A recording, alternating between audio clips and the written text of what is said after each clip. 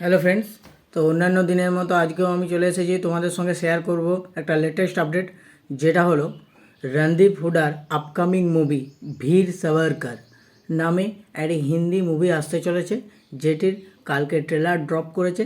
আমি দেখলাম, আমার কেমন লাগলো চলো তোমাদের সঙ্গে শেয়ার করব।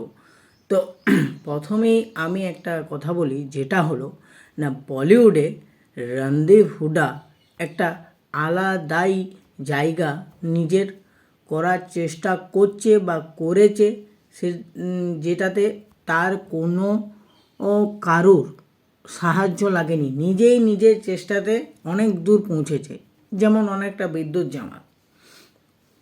তো প্রথমেই বলি না, তোমরা এই রণদীপ হুডার যদি সরবজিৎ সিনেমাটা দেখো, তোমরা অলরেডি ওর ফ্যান হয়ে থাকবে বা ফ্যান হয়েই আছো। তো ওই এক করেছিল সরবজিৎ, আর এই করেছে ভীর সাভারকার, যেটা ট্রেলারটা দেখলাম তো আমার মারাত্মক লাগলো। এক কথায় আমি যদি বলি ট্রেলারটা আমার কেমন লাগলো না, মারাত্মক লাগলো।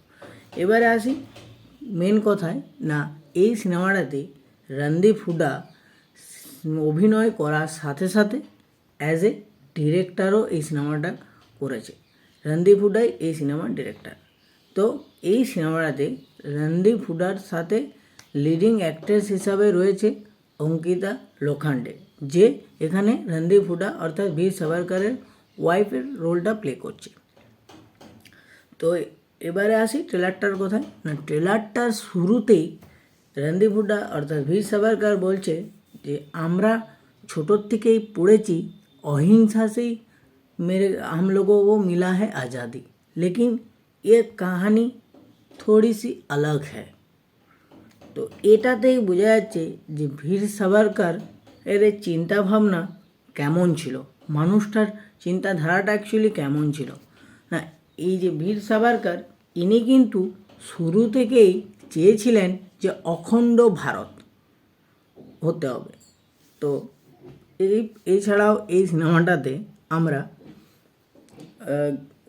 দেখতে পেতে চলেছি মহাত্মা গান্ধী, বি.আর. আম্বেদকর, জওহরলাল নেহেরু, মোহাম্মদ আলী জিন্না, স্বামীজি কৃষ্ণ বর্মা, ভিক্রান্তজি কামা, ভগৎ সিং, এই সব মহান ব্যক্তিদের কিছু ছোট ছোট স্ক্রিন প্রেজেন্ট বলুন বা তাদের অল্প অল্প কাহিনীও এই সিনেমাটাতে বীর সাভারকারের সাথে দেখানো হবে।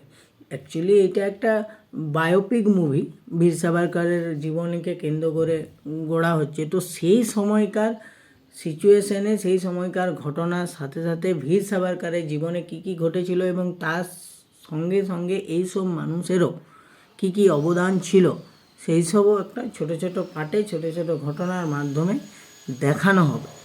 এই সিনেমাটা কন্ট্রোভার্সি হওয়ার খুব একটা চান্স আছে বলে আমার মনে হয়, কারণ এই সিনেমাটার শেষের দিকে একটা লাইন যেটা বীর সাভারকারের মুখে বলা হয়েছে, অর্থাৎ রণদীপ হুডা বলছে যে आप लोगों को कहीं ये सवाल कभी पैदा हुआ है क्या कि कांग्रेस का पार्टी का कोई भी सदस्यों का काला पानी का सज़ा क्यों नहीं मिला। এই যে লাস্টের লাইনটা, এই লাইনটাতে কিন্তু একটা কন্ট্রোভার্সি হওয়ার চান্স আছে বলে আমার পার্সোনালি মনে হয়। তো ট্রেলারটা ওভারঅল আমার দেখে খুব ভালো লাগলো এবং এটাই সাজেস্ট করব, যারা যারা এখনও ট্রেলারটা দেখোনি অতি অবশ্যই গিয়ে ট্রেলারটা দেখো। এবং 22শে মার্চ তোমাদের নিয়ারেস্ট থিয়েটারে সিনেমাটা রিলিজ পেতে চলেছে। অতি অবশ্যই একবার হলেও গিয়ে এই সিনেমাটা দেখো। রণদীপ হুডার জন্যও দেখো এবং আমাদের বীর সাভারকার স্যারের জন্যও দেখো। ট্রেলারটা আমার খুব ইমপ্রেসিভ লেগেছে, তো আশা করি তোমাদেরও ভালো লাগবে। তো তোমরা ট্রেলারটা দেখার পর তোমাদের কেমন লাগলো আমার এই ইউটিউব চ্যানেলে এসে জানিও, এবং আমার এই ভিডিওটা যদি তোমাদের ভালো লেগে থাকে তাহলে লাইক করো, কমেন্ট করো, শেয়ার করো এবং অতি অবশ্যই সাবস্ক্রাইব করো বন্ধুরা। ভালো থাকো, সুস্থ থাকো।